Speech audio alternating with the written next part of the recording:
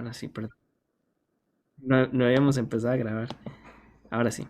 El primer paso, y juntos lo vamos a ir realizando, es palabras repetidas o palabras que ustedes ven que son claves, que están ahí en el texto. Ujú. Cuando el dragón se dio cuenta que había La estado palabra mujer. Ok, y este lo voy a poner de una vez en verde porque es uno de los personajes, ¿verdad? Una mujer.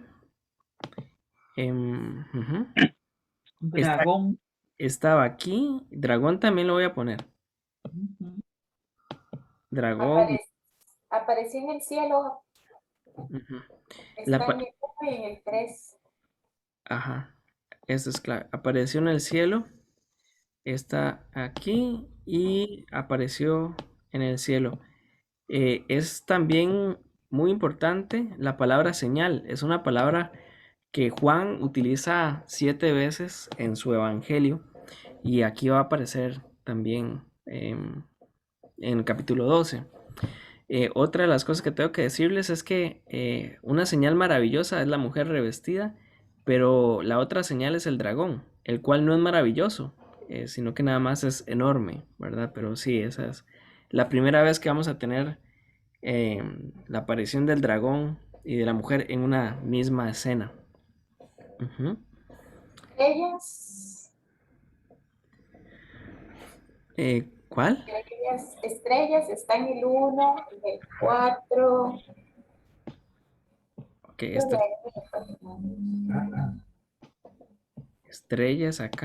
estrellas acá. em, y parece que nada más, ¿verdad? Ok. Está cabeza también. ¿En cuál? Cabeza está en el 1, El 2. en el 3. El 3. Ajá, En el, sí, sí. En el 3 está Cabeza. 2 veces. En el uno, en En el el 3 3. está 2 veces. Ajá. También la palabra hijo. Sí, y de una vez lo vamos a apuntar como verde, porque es un personaje clave. Es un hijo varón, Y varón. y después vamos a ver más las características. Llama la atención esto de las estrellas. Por un lado, pues está hablando de cómo está ataviada la mujer y también cómo está ataviada la bestia. Ahora hay cierto paralelismo entre los dos. Muy La bien. palabra cielo también. La palabra cielo vuelve a estar acá. Y esta esta lo voy a poner acá porque me parece clave dejar bien claro que, por decirlo de alguna forma, tenemos visiones de la tierra y visiones del cielo. Y conforme vamos viendo en el libro Apocalipsis, esa división se va borrando. Y esta es una visión del cielo. Tengo que también contarles que eh, nosotros tenemos la palabra cielo, pero hay 3 palabras que se traducen al español como cielo. Y uno es el firmamento, el otro es el lugar donde está el Señor, y los judíos agregaban otro como un segundo cielo, ¿verdad? Que es como una transición. Ellos, bueno, habían 2 escuelas judías de pensamiento. Algunos decían que habían 3 cielos y otros que habían 7 cielos, ¿verdad? Aquí Juan no se está que dedicando mucho a nada más decir que esto es lo que parece ser que está en el firmamento, ¿verdad? Esa es la visión que él ve es en el firmamento. Y es, sí. Pero Tierra 2. La la, palabra Dios, donde fue llevado hasta Dios y Hablando y está bien, hijo. Dios estaba acá en el 5 y... ajá, y a un lugar que Dios en el otro renglón abajo. Ok, en el día. sí. En el 5 está las 2 veces, yo creo. En Sí, el 10 está también Dios. y en el 10. Ángeles aparece 2 veces, aunque se refiere a 2 tipos de ángeles diferentes. Exacto. Eh, Ahí, voy- ahí dice dar a luz y dio luz Ajá, ok. en el 4 y en el 5. Este es punto de dar a luz, acá. Y el otro estaba en el 5. Ujú. Tan pronto como naciera, ¿no? Ella dio a luz un hijo varón. Ajá, dio luz aquí. Aquí estamos. Y vemos acá que esto es a ver, es como el centro del relato, ¿no? Es un El momento de angustia que al mismo tiempo es toda una metamorfosis en el cuerpo de la mujer y da vida, digamos. Entonces, está asociado a esos dos conceptos, vida y dolor, ¿verdad? Muy bien. En el 7 y en el 9 está lo de los ángeles. Ajá, sí. Tenemos dos bandos de ángeles, ¿verdad? Miguel y sus ángeles aquí en verde, em, Otros ángeles. junto con sus ángeles, ajá. Y los ángeles de Satanás, ¿verdad? Tenemos dos bandos. Ujú. Muy buena observación. El otro era, alguien dijo, creo que fue el padre. Tierra. Ujú. ¿Dónde estaba? Aquí. En el 4, ¿Cuatro? en el 12, en el 13, Ujú. La tierra. En el 16 también está. está en el 9, Exacto. El mundo entero, aquí está. Y esta visión del capítulo 12 nos está mostrando estas dos realidades, ¿verdad? El cielo y la tierra. Todo lo que pasa en el cielo tiene una repercusión directa con lo que pasa en la tierra, ¿verdad? Entonces, vamos a ver por qué es tan importante en el tercer paso también. Pero Ay, muy no, en el guerra me parece que es una palabra muy importante porque hace que te está describiendo lo que está pasando. En el exacto. 7 y creo que al final está guerra también. Aquí así. 17. En el 7 y en el 17 me da la impresión. Sí. Sí, se fue a hacer guerra. Aquí está. No sé si alguien ha hablado de Don Diablo que aparece en el 9 y en el 12. Don Diablo. Faltó Dios también en el 17. Sí, aquí Diablo lo vamos a poner en verde también porque es un personaje. En Que el 9 y en el 12. es el gran dragón, ¿verdad? Él mismo lo explica. Ahí también le dice serpiente antigua. Ajá, exacto. Y vemos también esa relectura de Génesis, ¿verdad? Ujú. En el sentido que aquí vuelve a aparecer esa serpiente antigua llamada Satanás Diablo, que engaña al mundo entero. Ujú. También se presenta como el acusador. Sí, esto lo vamos a poner como... em, ¿dónde estaba lo del El acusado? 12. Perdón, el 10. En el 10. Sí, en el 12 vuelve a estar el diablo, de hecho. Pues el acusador de sus hermanos. el acusador de nuestros hermanos. Ok, esto lo vamos a poner en verde porque ya es una característica de Satanás, ¿verdad? Muy bien. Que engaña. Por este lado también es otra característica. Y es una serpiente antigua. Y alegre también. Ajá, La alégrense. serpiente y el dragón es el mismo personaje, ¿no? Sí, sí, es el mismo. 12 está 2 veces. De hecho, serpiente acá estaría también. Pero me interesaba también mucho, perdón, lo de alégrense. En el 12 Ajá. está 2 veces. Alégrense los cielos y ustedes que lo habitan. Ajá. Ok. Pues en esta versión viene una vez, pero es...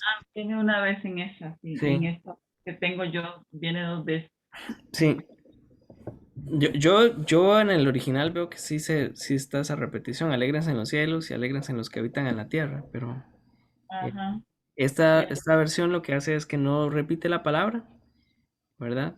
Pero muy buena observación. Muy bien. Tiempos y tiempos. Ajá. Esto es importante. ¿En qué versículo estaba? Está en el 14. Ujú. Durante un tiempo y tiempos y medio tiempo.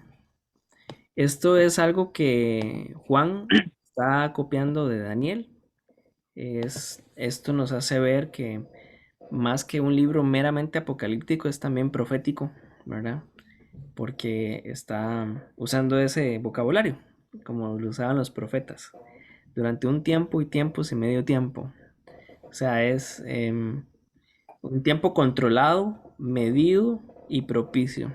O sea, es una forma de repetir control total sobre la estancia de alguien en un lugar. Muy bien. La palabra descendientes como personaje que está en el 17. Sí, y eso es clave. Sus descendientes, esto es un personaje, ¿verdad? Y vienen las características, obedecen, ¿verdad? Y se mantienen fieles. Esto es clave. Muy bien. Parece que... La palabra río, Ajá, río está en el 15 Y y en boca el también. 16. aquí en el 15, ¿verdad? En el 16. Ok, muy bien. Que veo ahí que menciona, Entonces, es lo mismo. Cristo, menciona Cordero, menciona Jesús en este capítulo. Ujú. Sí, Menciona varias formas de hablar del Señor Jesús. sí. Vamos a ponerlo entonces en verde subrayado. Ok. Por medio de la sangre del Cordero, que se refiere a Cristo, ¿verdad? Vuelve a aparecer el mismo personaje de capítulo 4 y 5, ¿verdad? Ese Cordero que está en el trono y es el medio por el cual ellos han vencido. Ajá. ¿Y dónde estaban? En el En 10. el 10 está Cristo. Que son fauces también. Eh, sí, primero vamos a terminar este y ese es clave también. Me recuerda, doña Lili. Cristo y Y el la última palabra en el 17, Jesús. y Jesús. La palabra guerra también, en el 7 y el 17, creo. Sí. Doña Lili dijo fauces. Aquí en esta Boca versión, de fauces, que es lo ajá, mismo. boca y fauces, exacto. Es una serpiente con mucha boca, ¿no? Ok. Y Rosemary me dijo uno, pero se me... Tierra, pero ya la subrayamos. Ah, ok, ok, ok. Perfecto. Muy bien. Entonces, parece que ¿cómo se llama? El uno ya está listo, el paso uno. Vimos las repeticiones. Podemos ver esa interacción entre tierra y cielo. Y podemos ver básicamente el momento de drama, digamos, es el dar a luz. Y ya los personajes parece que los tenemos identificados. Es una mujer revestida, ¿verdad? Con la luna debajo de sus pies, una corona de 12 estrellas. Estaba encinta y gritaba por los dolores y las angustias. Esa es como la clave, ¿verdad? Que nos da el texto. El dragón, ¿qué podemos decir del dragón? Bueno, el dragón, color rojo encendido. Mucha gente piensa que el libro de Apocalipsis, el color de las cosas malas es el negro, pero realmente es el rojo. El quinto sello de la guerra, ¿verdad? En este caso es escarlata, que es el símbolo que Juan utiliza para, por decirlo de alguna forma, satanizar la violencia, ¿verdad? Así es como está este dragón. Tiene 7 cabezas, 10 cuernos y una diadema. Em, ¿Qué más podemos decir de esta de dragón? Arrasó la tercera parte de las estrellas, ¿verdad? Em, pues parece que nada más. Bueno, y lo que ya habíamos señalado aquí abajo, la serpiente antigua que engaña y fue arrojado a la tierra, ¿verdad? Eso es clave. Minor, ahí en el 12 dice que sabe que le queda poco tiempo, no subrayamos ese tiempo, y yo creo que es muy importante. Ujú. Ok. Sí, este es muy importante y en el original es la misma palabra que tendremos aquí también en el 14, ¿verdad? Eh, Habla del Cronos, que en hebreo sería como ese tiempo del Kairos. Entonces sabe que le queda poco tiempo para hacer sus fechorías, pero al mismo tiempo sabe que durante ese tiempo el Señor tiene cuidado de la mujer, ¿verdad? En el versículo 14 nos da algunas otras características de esa mujer, ¿verdad? Se le da 2 alas de gran águila para ir a este lugar donde será sustentada. No sé qué otro. La palabra arrojado aparece en el 9 y en el 13. Sí, sí tienes razón. Ok. No se da por vencido, o sea, ese es el segundo round, ¿verdad? Es arrojado acá a la tierra y entonces persigue a la mujer. Ujú. Y aquí ya teníamos que había sido arrojado. Muy bien. Muy buena observación. Pues esos eran los primeros 2 pasos. Estamos muy bien hoy. Muy rápido. Vamos con el tercero. Entonces le hacemos preguntas Perfecto. texto. Ujú. Vamos por el signo de preguntas. Así que los escucho. La primera, ¿quién es la mujer? La pregunta del millón. Una mujer. ¿Por ¿Quién? qué esa mujer estaba vestida de sol? Revestida de sol. Ah, ok, revestida. ¿Por qué? Ujú. Muy bien. De las 2 estrellas no hay preguntas. ¿Por qué Significa, esas dos estrellas en la cabeza? Sí. Ujú. Muy de bien. hecho, la luna debajo de los pies y las 12 estrellas. Es una figura que usa la Iglesia Católica para representar a María, ¿no? Ajá. Ay, Exactamente. Y es por un cuadro, por un cuadro del siglo VII que está en la Capilla Sixtina inclusive. Es, de hecho, la posición católica ortodoxa siempre fue que esta mujer era la Iglesia Católica. Ujú. es como contradictorio que hablen de ella como una señal maravillosa, estando en una condición de parto y pegando gritos por el parto, ¿verdad? Sí, ¿A qué se debe esa contradicción tan extraña ahí? No es que sea contradicción, me refiero a que como le dan el título de señal maravillosa, uno no espera ver a una mujer en labor. Pegando gritos. sí. O sea, está resplandeciente, pero está gritando de dolor. ¿Cómo es eso? Ujú. Ay, no, ¿señal de qué? Ajá, sí. Señal, otra señal. O la. Es que dice que apareció una señal maravillosa y abajo vuelve a decir que hay una señal, que aparece otra señal, pero en Ok, fin, no sé cómo establecer la pregunta, pero ¿por qué estos personajes son introducidos a través de señales? ¿Qué es Una eso? señal es la mujer y la otra señal es la bestia. La bestia. Ujú. ¿Y por qué este dragón está vestido? bueno, ¿quién es ese hijo varón? Ok, este, Pero bueno, primero vamos a poner, ¿por qué las 7 cabezas y los 10 cuernos? ¿Será? Ujú. Muy bien. Con la construcción, ajá. ¿Quién es el hijo, no? el hijo varón, ¿quién es y Ujú. por qué una mujer le da luz? Que dio este varón. ¿Por qué una mujer? Ujú. ¿Qué es la diadema en la cabeza de la mujer? Esta es muy buena pregunta. La diadema, ¿dónde estaba? 3, al final del 3. Ajá, ok. El dragón sea de color rojo, ¿tiene algo en especial? Eso es lo que yo decía. Diadema en cada cabeza. Ok, el color rojo. ¿Por qué ese color rojo del dragón? Yo eso pregunté. Ok. ¿Qué ¿Por simboliza? qué cuando la mujer estaba a punto de dar a luz, por qué el dragón se le plantó para devorar a su hijo? Ujú. ¿Por qué quería matar? Muy bien.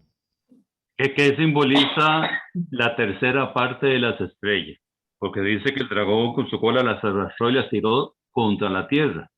Con una sola hubiera echado a perder toda la tierra, digo yo, pero ¿qué simboliza la tercera parte de las estrellas? Ujú. Muy bien. Voy a. Bueno, ¿quién arrebató al hijo? Ah, ok. ¿Qué significa ese lapso de tiempo? Minor 1260 días. Habla de un tiempo. ¿Qué significa? Ujú. Y ahí, ya que estamos 1220. ahí, ¿quién sustentaba a la mujer? Porque dice para que allí la sustentaran. ¿Quién? Ok, esta es muy buena pregunta. Tierra en el cielo. Pero, ¿dónde estaba? Aquí. En el Ahí 6. la sustentaran. En La el don seis. Gerardo y la mía está en el 6. Ujú, sí, muy buena pregunta. ¿Por qué se desató esa guerra en el cielo? Ujú, muy buena. ¿A qué se ¿Por refiere que qué? gobernará con puño de hierro? Ah, esa era la que iba a decir yo. Conectadas.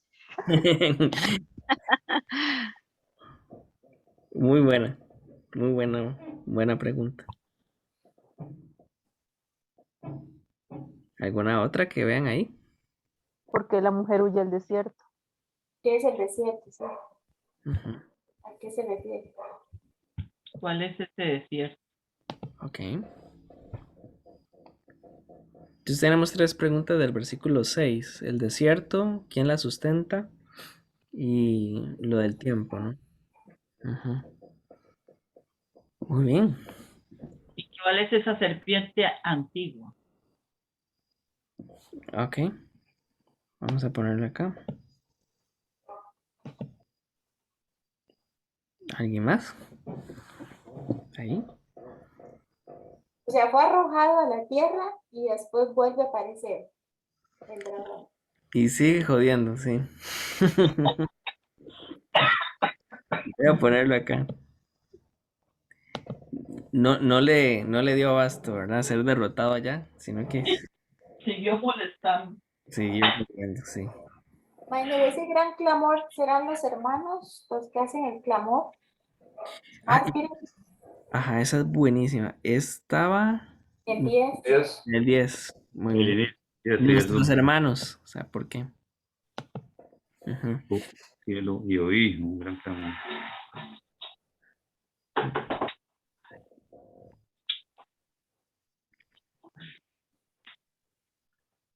Muy bueno este texto, ¿verdad?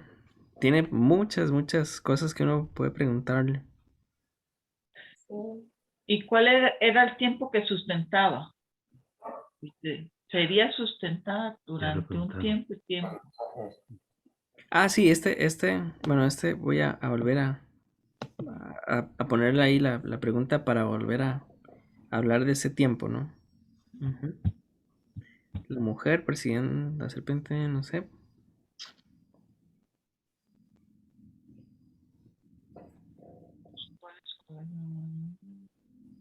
¿Qué significa ese hay en el 12? Hay de la tierra y del mar. Ujú.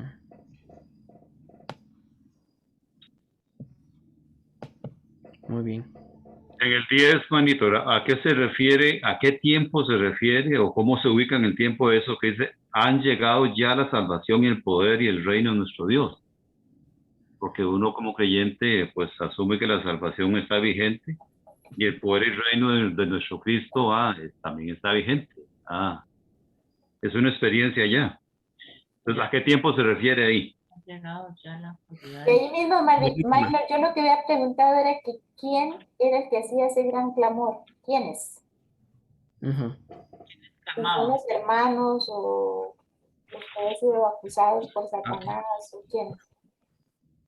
¿Quiénes están aquí? ¿A qué se refiere que arrojó por sus fauces agua como un río? Y eh, que aún la tierra la ayuda. ¿Qué simbología significa esto? Ujú, ujú. Sí, no sé ni dónde pongo la pregunta porque todo el versículo 16 puede ser una Sí, pregunta, ¿verdad? Sí, sí, sí. Arrojó por sus fauces agua como un río. Es una pregunta. Ujú.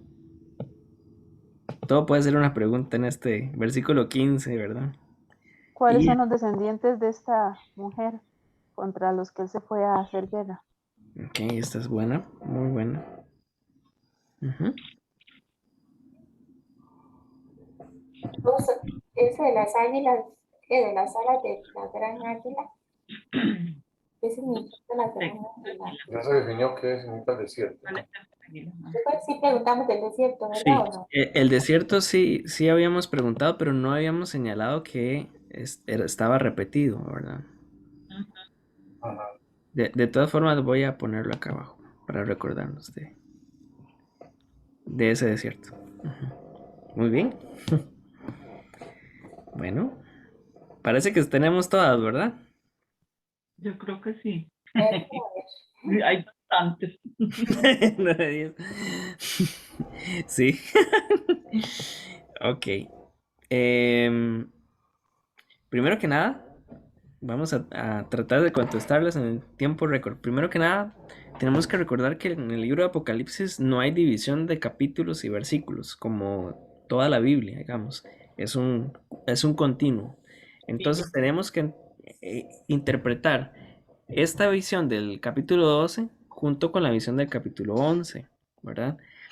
Todas las escuelas de interpretación, a la hora de armar los sucesos, pues llegan al capítulo 11 y 12 y dicen, ok, esto no cuadra, ¿verdad? Porque íbamos con sellos, con trompetas, con copas, y de un pronto a otro aparece esto como algo injertado dentro de la narración.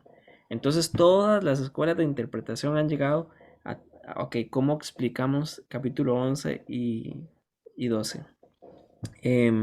Bueno, esto nos muestra que el libro de Apocalipsis no nos quiere dar una línea de tiempo, sino que nos muestra diferentes visiones, diferentes lentes, donde Juan está hablando de la misma realidad con otras panorámicas, por decirlo así. Entonces, en el versículo 1, el término señal acá es clave para decir, para generar una pausa. Ok, el capítulo 11 terminó hablando de este rol profético de la iglesia, ¿verdad? De ser fiel hasta las últimas consecuencias y, bueno, disfrutar de la victoria de Cristo y al mismo tiempo disfrutar del compromiso que Cristo nos demanda.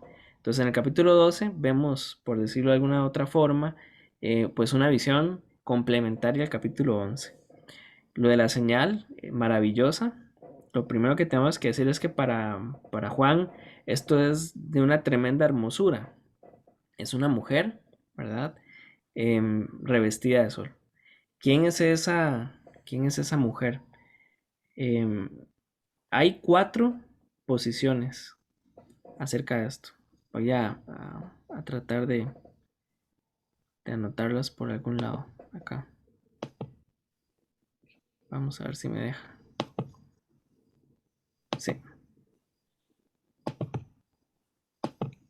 En la historia de la interpretación del libro Apocalipsis se han sugerido cuatro alternativas. Como dar a luz en el Antiguo Testamento se refirió a Israel, como en Isaías 26, entonces muchos dicen que, bueno, esta mujer tiene que ser Israel, ¿verdad?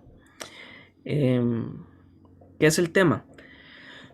El tema es que si únicamente se ve como la nación judía, entonces la fuga al desierto después de la ascensión del Mesías, la descripción de la victoria en Cristo, ¿verdad? Y esa referencia pues enigmática de los descendientes no tiene sentido.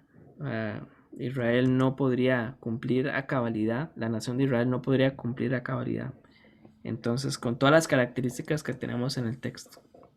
Bueno, otra escuela de pensamiento es que esta mujer, respetando pues la imagen religiosa de Roma, ¿verdad? Debería ser como una diosa, ¿verdad? Con las 2 estrellas del zodiaco en la cabeza. Pero para Juan, Juan no le está escribiendo a ellos, ¿verdad? Por decirlo de alguna forma, a las culturas populares de Roma de aquel momento. Entonces tampoco. El tercero, como decía el Paz, es la Virgen María. O sea, muchos han dicho que la mujer tiene que ser la Virgen María. Pues choca un poco con la narración del texto, ¿verdad? Porque la referencia a sus demás hijos, su persecución y fuga después de la ascensión de su hijo, son cosas que sabemos que no vivió María. Entonces, esto frenó mucho la posición católica en el siglo IX, porque decir que era María tenía que aceptarse entonces que tenía otra descendencia. Entonces, pues se hizo la pintura y todo, pero después se echaron para atrás. Entonces, la alternativa 4 es la iglesia. Que esa mujer es la iglesia radiante, la novia. Y esta es la que tiene mucho más peso y mucho más sentido. No solamente porque en el capítulo 11 estamos viendo que esos dos testigos reflejan la tarea de la iglesia. En este capítulo 12 vamos a ver después que tiene mucho más sentido pensar que todos los descendientes, los que se mantienen fieles hasta las últimas consecuencias y obedecen la palabra de Dios, definitivamente tiene que ser la iglesia. Entonces, esa es esa mujer, ¿verdad?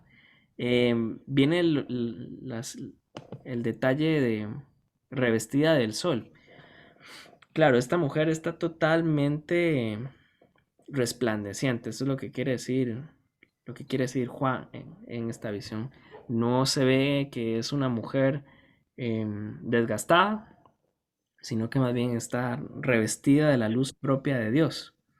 Ahora, con la luna debajo de sus pies es un símbolo que sí se utilizaba mucho en las culturas populares de Medio Oriente para decir que tenía un alcance pues cósmico o universal, por decirlo de alguna forma. Esto es como una forma de decir que está en todo lado, ¿no? Y con una corona de 2 estrellas. Con respecto a la pregunta de las 2 estrellas hay mucho debate. De hecho hay 3 posiciones. Algunos creen que esto tiene que ser el Antiguo Testamento, que se refiere a las 12 tribus judías. Hay otras personas que más bien dicen que tiene que ver con la literatura apocalíptica en medio de los 2 testamentos, ¿verdad? Que tiene que verse como los signos del zodiaco. Y otra posición dice que tiene que ser los 12 apóstoles. Pues nada más podemos limitarnos a que esto es una decoración dentro de toda la panorámica que nos da Juan acerca de esta mujer. Y en la literatura apocalíptica, pues el número 12 nada más habla de orden, ¿verdad? Entonces podemos ver que eso es una mujer que tiene presencia en todo lugar, por decirlo de alguna forma, y está sumamente ordenada, desde arriba hasta abajo, ¿verdad? Hasta allá. Sí, tenemos que en este detalle no asumir una posición muy dogmática que 12 significa tal cosa. ¿Por qué? Porque no debemos forzar los detalles, debemos siempre en estos casos decir, ok, ¿cuál es la idea principal del pasaje? Y si realmente este detalle determina la idea principal. Por su ubicación en el texto y su poca explicación, pues nos dice que es un detalle, como un adorno, por decirlo de alguna forma, que nos está caracterizando a la iglesia. Pero en este caso, el rol principal no está ni siquiera sobre la mujer. Entonces, vamos a dejarlo por allí, en el tintero. Ahora, ¿qué sí pasa? En el versículo 2 nos dice que estaba encinta y gritaba. Bueno, en el original, pues también aquí en esta versión se respeta mucho este agregado, con dolores y angustia de parto. Entonces, en la literatura apocalíptica, pues estos eran eventos esperados, pero también repentinos. No sé si me explico. O sea, son cosas que van a pasar, pero nadie sabe en qué momento y se esperan con mucha ansia, pero es eso, es repentino. Otra posiciones dicen que más bien estos dolores tienen que ser con problemas asociados a un evento inesperado, pues no sabemos.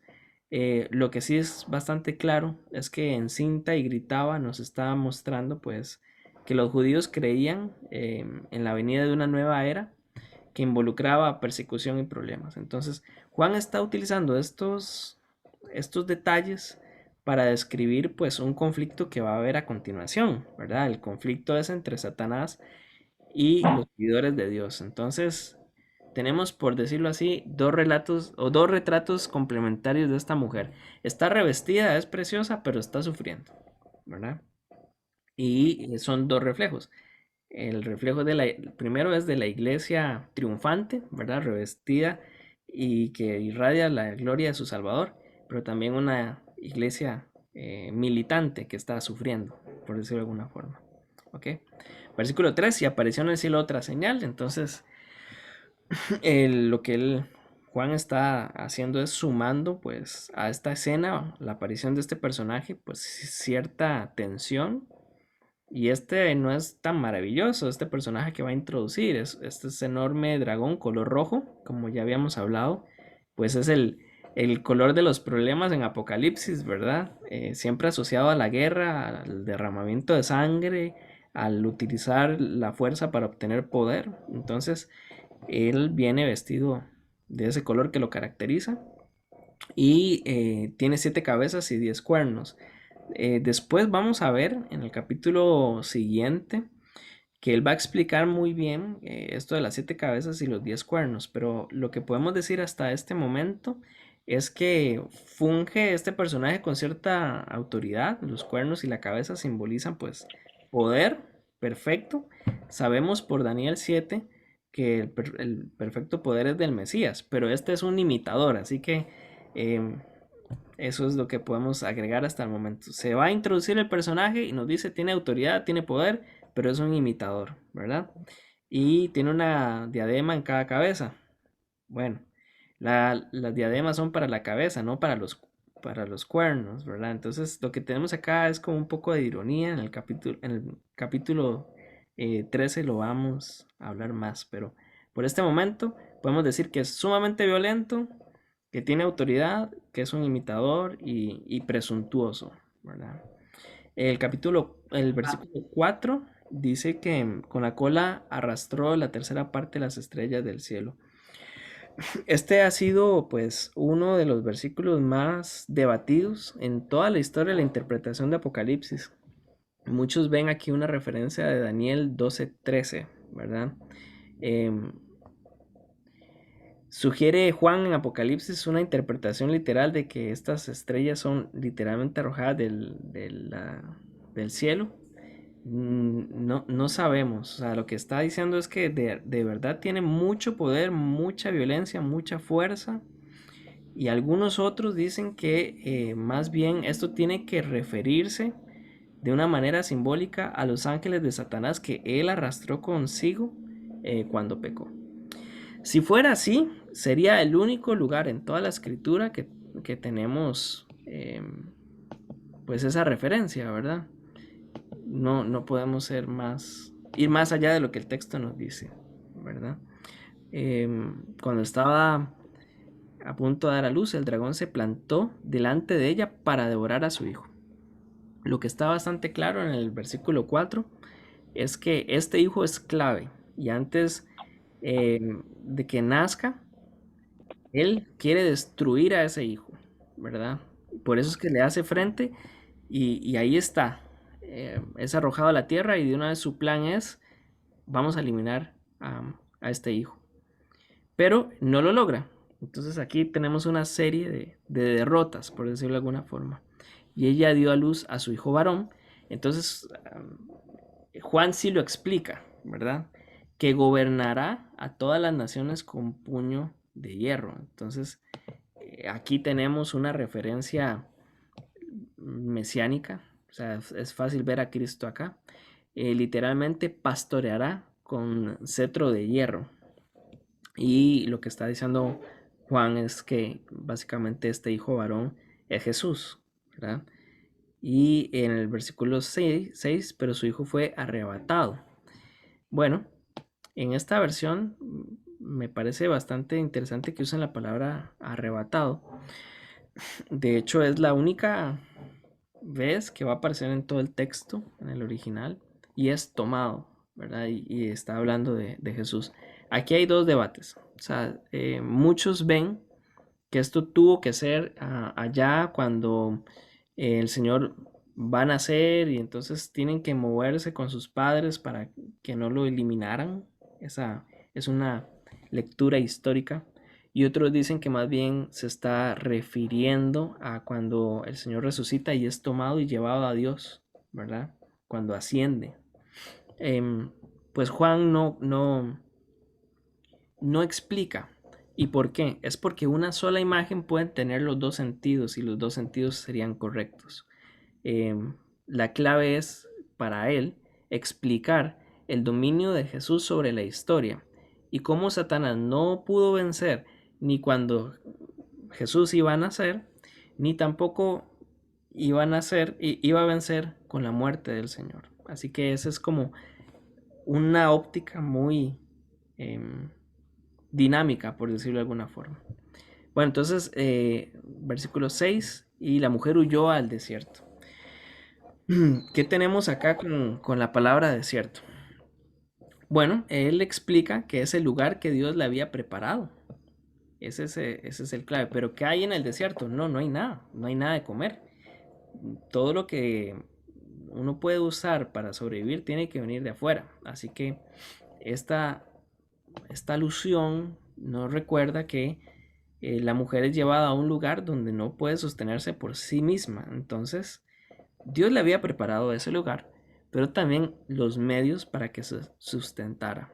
Y ahí es donde viene una pregunta: ¿quién va a sustentar a la iglesia?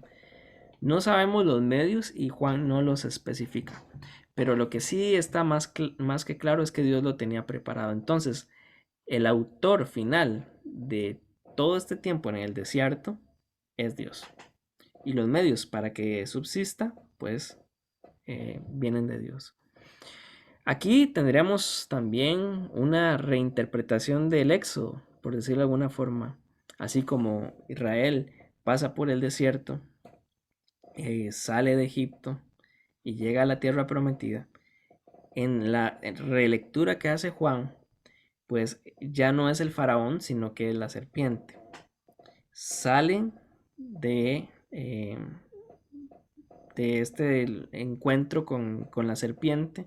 Y durante este tiempo de desierto, de prueba, de lucha que está viviendo la iglesia, aún en medio de ese lugar, Dios prepara toda la instancia para que esta iglesia se subsista, ¿verdad?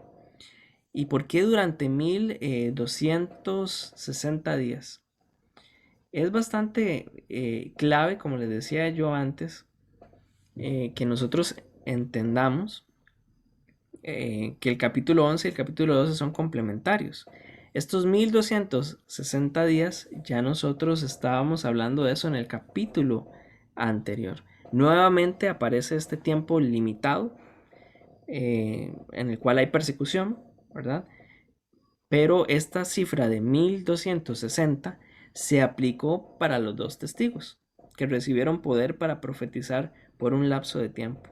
Entonces lo que tenemos acá ahora es la imagen de la mujer que también representa a la iglesia. Esto confirma que tanto los dos testigos como la mujer son dos retratos de la iglesia.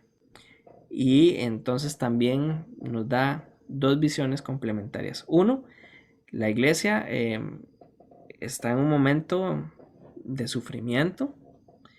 Es cierto, en Cristo irradia la gloria de Cristo por el Evangelio, ¿verdad? Pero también, aunque disfruta de que Dios la sustenta, pues vive en medio de una tribulación, ¿verdad? Así que ese es el tiempo. Es un tiempo el cual Dios tiene control. Es un tiempo donde definitivamente Dios provee, pero no es un tiempo libre de pruebas, ¿verdad? Eso es lo que tenemos. Se desató entonces una guerra en el cielo. Ven qué interesante cómo se está alternando, ¿verdad? En el cielo vimos algo, vimos dos personajes, después el enemigo es arrojado a la tierra, ahí intenta matar al hijo, no lo logra, entonces volvemos en el 7 a tener un retrato del cielo. Ahora es Miguel y sus ángeles combaten contra el dragón, ¿verdad? Da la impresión que Miguel y sus ángeles son los que inician este combate, ¿verdad? Miguel aparece en capítulo 10, versículo 13, versículo 21 y capítulo 12 de Daniel, y se refería al ángel protector del pueblo del Señor, ¿verdad? Es denominado arcángel en Judas, versículo 9. Bueno, podemos decir que de él que su nombre significa el que es como Dios o el que refleja a Dios, ¿verdad? Y aquí él vuelve a perder el diablo, ¿verdad? Eso es como la clave. Es el gran dragón, aquella serpiente antigua, y vuelve a Juan a hacer una relectura del mismo Génesis, ¿verdad? En el sentido de que desde el inicio de Génesis veíamos un conflicto entre la primera mujer y la serpiente, y se le anuncia que un hijo de esa mujer va a poner el pie sobre la cabeza de la serpiente. Por eso es que Juan habla de esa serpiente, de aquella serpiente antigua. O sea, le está diciendo a la iglesia, recuerden aquella serpiente antigua, no, o sea, no es una nueva, y ya sabemos qué va a pasar con ella, ¿verdad? ¿Y qué es lo que va a hacer? Engaña al mundo entero junto con sus ángeles. Versículo 10. Oí en el cielo un gran clamor. Entonces, ¿quién es el que hace este gran clamor? Bueno, el final del versículo 10 dice, el acusador de nuestros hermanos. Podríamos decir, bueno, es uno de los personajes del cielo, ¿verdad? Pueden ser los ancianos, pueden ser los ángeles, pero es que no tenemos en ningún lado de la escritura que los ángeles digan de nosotros que somos hermanos. Entonces, este gran clamor tiene que ser las voces de los mártires que se escuchaban allá en capítulos anteriores con una voz de reclamo, Señor, ¿hasta cuándo? Entonces, ahora esas mismas voces dicen, ha llegado ya la salvación y el poder y el reino de nuestro Dios. Es bastante interesante que la frase no dice, va a llegar ya o va a llegar algún día, no dice, han llegado ya la salvación y el poder. O sea, lo dan como un hecho consumado, ¿verdad? Y ese hecho consumado da pie al versículo 11. El Señor ya envió su salvación y su poder y el reino a través de Cristo encarnado, ¿verdad? Ya ha mostrado su autoridad y el enemigo ha sido expulsado. O sea, ya no hay acusación. Y aquí es donde el versículo 10 tiene mucho sentido. Lo peor que podía hacer Satanás era pasar acusándonos, pero ya ha sido expulsado. O sea, todas sus acusaciones son nulas, ¿verdad? Entonces eso es clave. Y vamos a ver si queda alguna parte por acá. Pero hay de la tierra y del mar. Básicamente lo que hace en el versículo 12 es mostrar ese contraste. Alegría en el cielo, pero va a haber todo lo contrario en la tierra, por decirlo de alguna forma. Hay gozo y hay al mismo tiempo justicia. Entonces, el escenario es la tierra y el mar, y ellos van a ser pues testigos del juicio y de la manifestación de la justicia de Dios, ¿verdad? Y claro, el tema del tiempo es que él ya sabe y por eso está desesperado, ¿verdad? Cuando el ángel se vio arrojado a la tierra, persiguió a la mujer que había dado a luz al varón.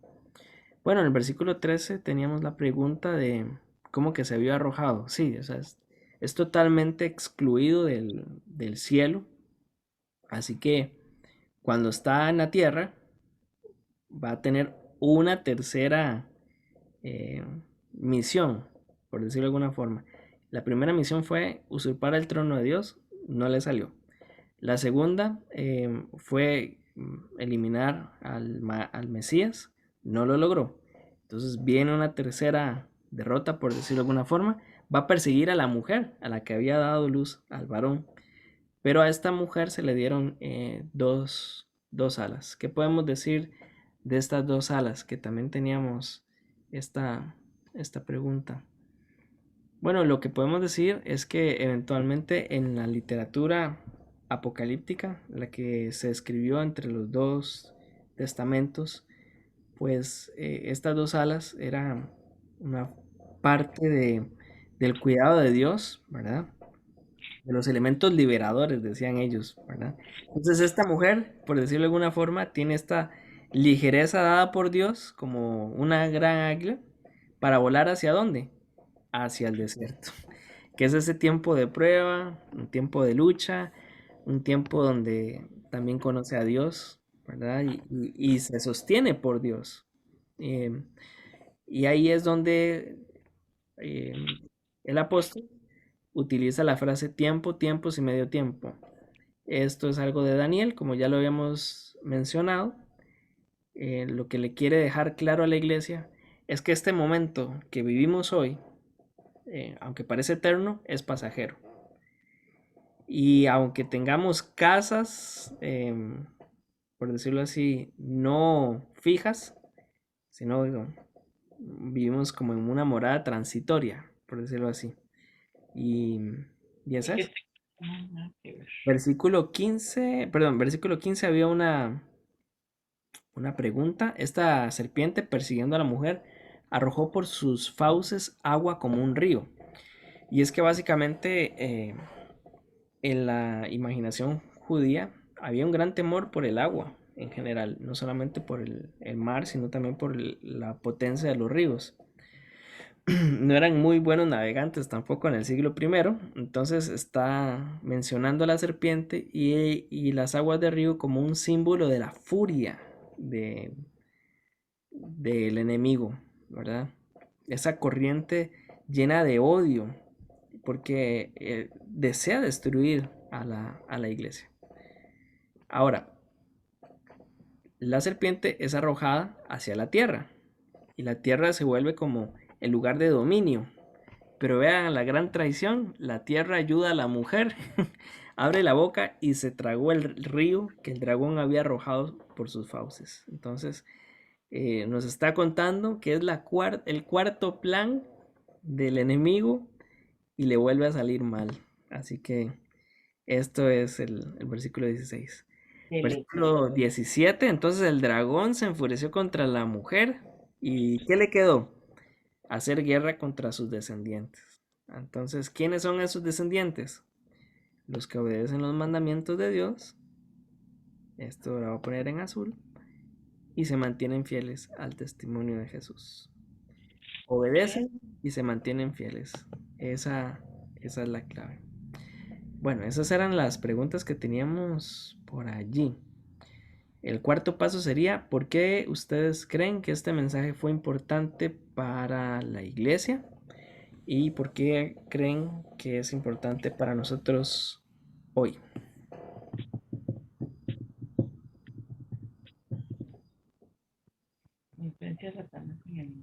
En lo personal, viene a mi mente el pasaje de Romanos 8, 35 y 39, que dice que quiero separar el amor de Cristo, ni tribulación, ni angustia, ni persecución o hambre, ni desnudez o peligro. O sea, no importa cuántas veces el enemigo venga contra la iglesia, contra Dios mismo, él no prevalecerá porque ya Cristo ganó la victoria.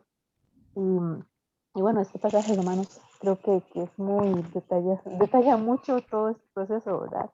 Por ti somos somos muertos todo el tiempo, somos contados como ovejas de matadero, o sea, realmente nos habla de ese tiempo, de ese proceso, pero nos dice, nada nos separará de ti, porque no depende de nosotros, él ya venció, y es como un aliciente, un gozo, una paz extraña, porque no es en la mente, no es en la carne, ¿verdad? Es en el espíritu, de que también como dice la palabra, nada se compara con la gloria venidera. El presente capítulo hay 4 derrotas, ¿verdad? 2 en su intento de destruir al niño y 2 en su intento de destruir a la mujer, ¿verdad? Entonces ahora se va a desquitar con los hijos de la mujer, ¿verdad? Esto va a ser clave para entender el capítulo 13. ¿Por qué? Porque es clave entender que por más que lo intente el enemigo, siempre sale derrotado, ¿verdad? Y no obtiene la victoria. Lo otro que me hace ver también el texto es que los creyentes debemos ver la muerte y el martirio como un parto, ¿verdad? Como natalicios de nuestra vida eterna. Y Dios, el Dios de la Biblia, el Dios que defiende la vida, es el defensor de la mujer y del niño. Y eso nos debe dar mucha esperanza porque La manifestación terrenal de Jesús fue el inicio del amanecer de la eternidad, ¿verdad? Porque sabemos que el enemigo no gana. ¿Qué seguridad tenemos? Pues que el enemigo no ganó ni cuando Cristo nació, ni cuando fue a la cruz. Y eso nos debería pues alentar muchísimo. Y también me da la impresión que es una esperanza muy real. Muchos dicen que, bueno, esto tiene que ser, la mujer que va al desierto, tiene que ser que la iglesia es arrebatada, pero viendo cómo Juan interpreta el desierto y cómo lo trae prestado de Génesis, yo no veo allá en el Antiguo Testamento el desierto como un lugar donde no hay problemas, más bien hay muchísimos problemas, hay muchísimo sufrimiento y dolor, ¿verdad? Pero en medio de eso hay revelación de Dios a un pueblo. Entonces, eso también debería ayudarnos a ver nuestra realidad hoy, ¿no? ¿Qué más? ¿Qué piensan? Esto que acabas de decir, hermano, es muy clave porque muchas veces en nuestras vidas pasamos situaciones difíciles, ya sea de salud, quebrantamiento de salud o financiero o situaciones familiares. Y en ese momento nos sentimos tristes, nos da de ese sentimiento humano, ¿verdad? De que tal vez estamos en alguna derrota, pero es contradictorio porque el Señor en ese momento suple todas nuestras necesidades. Estamos pasando mucha angustia, estamos pasando tribulación en un desierto, pero en ese desierto el Señor pone en nuestros corazones todo lo que nosotros necesitamos para poder pasarlo bien. Y a veces cuando lo estamos pasando no lo vemos, pero cuando ya salimos de allí, de esa situación, es donde nos caemos en cuenta y decimos, Señor, pero en todo momento tú estuviste, tu provisión, tu amor, tu cuidado, siempre Él está con nosotros. Ajá. Hay algo, Monitor, que, que es bien interesante en el sentido de que dependiendo de quién es la mujer, uno puede tomar diferentes rumbos. Si alguno toma a la mujer como Israel, como son muchos la línea dispensacionalista, de pronto hay una cosa extraña cuando se da la victoria por medio de la sangre del cordero, por medio del testimonio de ellos y el menosprecio de sus vidas, porque Israel al final menospreció y no atendió al Mesías cuando vino. Pero cuando vemos desde un punto de vista de pacto de Dios con un pueblo, vemos que la iglesia no inicia en Pentecostés, sino que la iglesia es el pueblo del Señor que tiene su origen desde el momento en que Dios estableció un pueblo para sí. Y entonces el hijo que le nace a la iglesia, que tiene una génesis no en el momento en que se establece ahí en Pentecostés, no, tiene el momento de la promesa del Señor sobre un pueblo, que es su iglesia, inicialmente constituida solo por el pueblo de Israel, pero posteriormente enmarcando a Israel más el pueblo gentil. Y entonces le han vencido. Hay una esperanza tanto para Israel como para el pueblo gentil que le ha vencido, que han guardado el testimonio y que van a tener un cuidado de parte de Dios a lo largo de todos los acontecimientos, de todos los eventos. Y entonces ahí sí lo podemos ver como un continuo, porque si no, hay un rompimiento que usted no puede calzar muy bien a esa mujer. Si pone Israel o si pone la iglesia, pues ¿cómo va a ser Cristo naciendo de la iglesia? No, Cristo nace de la iglesia, bueno, sí, de la iglesia, pero la iglesia desde el inicio mismo. O sea, Cristo tenía que venir del pueblo escogido por Dios, que es el Israel, por supuesto, pero es la iglesia en su génesis original. Entonces, solamente si entendemos el concepto de pacto y de una continuidad de Dios, eso calza. Si lo hacemos desde el punto de vista dispensacionalista, no calza. Se hace una separación extraña ahí. Exacto. Y también el detalle del número, cómo asocia el número a los testigos y el número también a la mujer, ¿verdad? Y son dos retratos del mismo personaje de la iglesia. Pero es bastante interesante que son dos retratos complementarios. Los dos testigos nos recuerdan lo que tenemos que hacer. Este retrato nos recuerda quiénes somos. Somos los que han vencido, pero no por nuestros méritos, por la sangre del Cordero. Y por eso nos unimos a este coro, ¿verdad? De alégrense en los cielos y ustedes que los habitan. Minor, y también pensaba yo que podemos ver ahí cómo presentan al acusador como algo muy horrible, ¿verdad? Y que nos asusta en realidad. Porque cuando se habla del dragón y de que la cola tenía esa fuerza y todo, pero esa es la apariencia de Satanás en nosotros, pero nosotros tenemos que ver la parte que dice ahí que está vencido, que el acusador de los hermanos, porque ahí habla ya como que pasó, ¿verdad? Que el acusador de los hermanos había sido expulsado, que ya fue vencido por Cristo y por el testimonio de que Él nos dio su palabra, su evangelio. Entonces, qué interesante, ¿verdad? Porque siempre el diablo se nos presenta y las situaciones se nos presentan a veces como terribles, como más grandes, más fuertes, más poderosos que nosotros, ¿verdad? Y cómo tenemos que tener la mirada puesta en que el Señor ya venció y que puede ser aleteos de gallina muerta, como dicen, ¿verdad? Pero Sí, ya Él está vencido, ¿no? sí.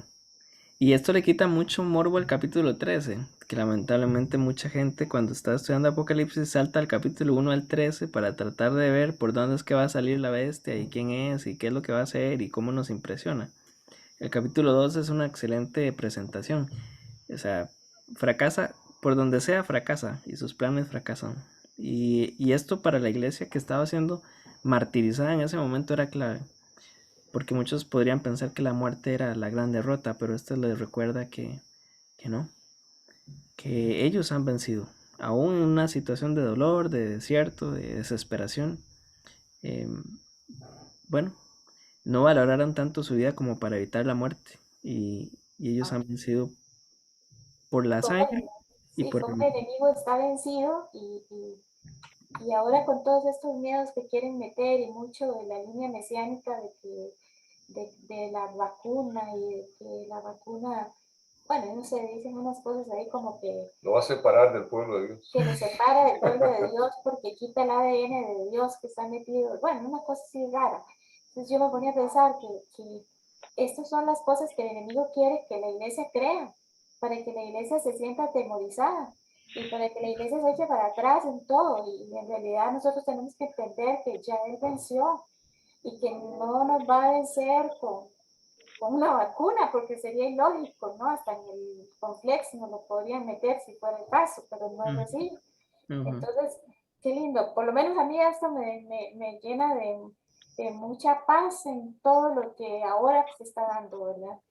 De entender que es el Señor ya venció y que nosotros nada más estamos en este tiempo de desierto, pero que Él lo tiene preparado para nosotros y nos está guardando y cuidando. Sí. Y ese mensaje pastoral, no importa, no importa si es el cielo o la tierra, no importa el escenario, el enemigo no gana. Esa es nuestra mayor confianza está en aquel que ganó en la cruz. Amén. ¿Alguien más con algún comentario? Haciendo alusión a la vida práctica, como bien trayendo un poquito del pasado en el caso mío. Cuando yo estaba sin el Señor hace algunos años atrás, bastante, el hablar del diablo a mí me generaba un miedo terrible.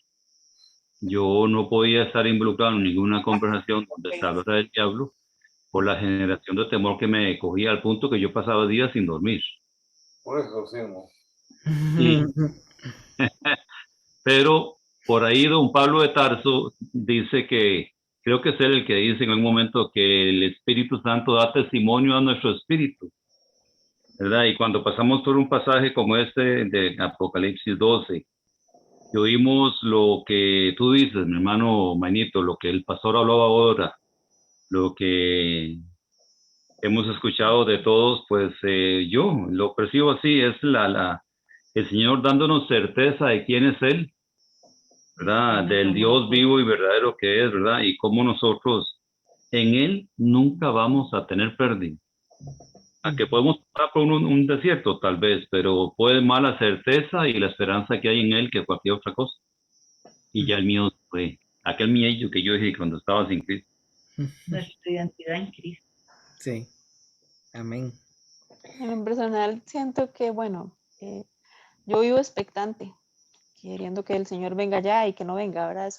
Es complicado, pero de verdad que es como tener ya el panorama y sentarse a la mesa y mirar, si es que nos dejará mirar, ¿verdad? Pero sí, es como estar expectante y como bien dice Apocalipsis, ¿verdad? Ven, Señor Jesús, tu iglesia te espera, ¿verdad? Y bueno, de verdad que mientras estemos aquí, saber que de verdad nada nos separará y confiar. No sabemos si estaremos, como a mí me da curiosidad cuando ellos dicen, ¿verdad? En la palabra, que los que habremos quedado, y yo digo, y ya ni ellos quedaron.